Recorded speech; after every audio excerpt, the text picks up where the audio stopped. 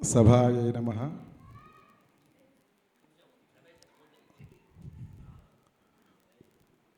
పంతొమ్మిది 1984లో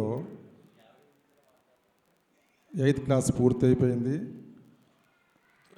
శాస్త్రి గారు వరంగల్కి రావడం, మా అన్నయ్య నాగరాజ్ శర్మ, నేను 84లో శివంపేటలో మాతోటే మళ్ళీ పాఠశాల ప్రారంభమైంది. మా అన్నయ్య నాకంటే ఒక వారం ముందు వెళ్ళారు శాస్త్రి గారితో. నాకేదో ఎగ్జామ్ ఉందంటే ఒక వారం తర్వాత నేను వెళ్ళాను.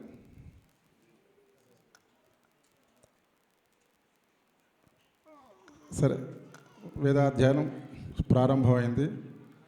భృగువల్లి చెప్పుకున్నాం. శాస్త్రి గారు, మా దత్తన్న, మా వామన శర్మ గారు, మా అంజన్న గారు. భృగుర్వై వారుణి వరుణం పితరముపససార 3-4 వాక్యాల తర్వాత తగిన పుస్తకం చూస్తే నేను తప్పు చెప్తున్నా. శాస్త్రి గారు అక్కడ ఉండి, నాన్న తప్పు చెప్తున్నారా, మళ్ళీ పుస్తకం చూస్తున్నా కానీ మళ్ళీ తప్పు చెప్తున్నా.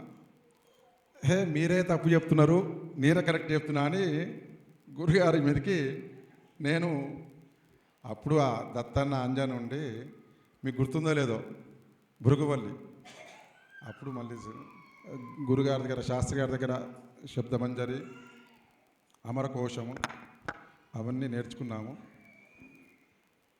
తర్వాత మా యొక్క గురువుగారు వేదమూర్తులు పట్లూరు మాణిక్య సోమయాజులు గారి దగ్గర వేదాధ్యయనము.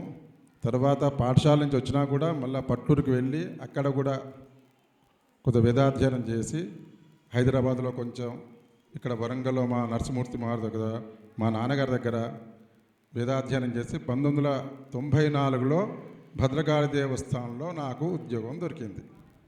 అప్పటి నుంచి భద్రకాళి దేవస్థానంలో అర్చకుడిగా పనిచేస్తున్నా. ఆ గురు ముఖ్యంగా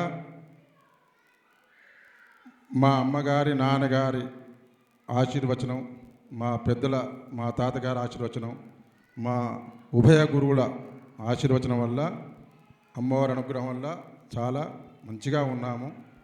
శుభం. చాలా సంతోషం నాన్న.